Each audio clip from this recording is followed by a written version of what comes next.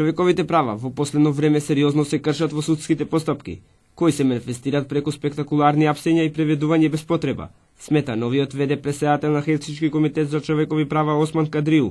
Според Кадриу има повреди на една важно уставно начело, а тоа е начелото на презумпција на невиност.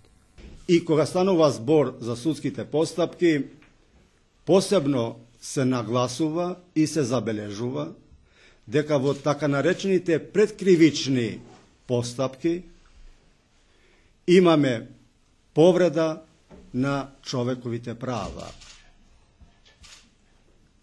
Таа повреда се одразува и се манифестира преку под еден спектакуларни хапсења, приведувања, без потреба.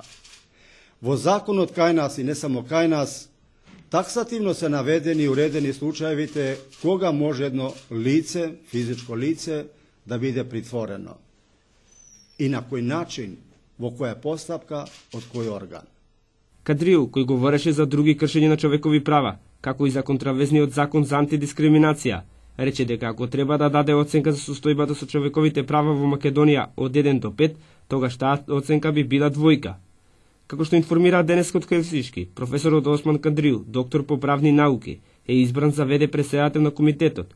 Хелсиншки комитет е формиран 1994 година, а од тогаш досега ова е 4 преседател на оваа институција.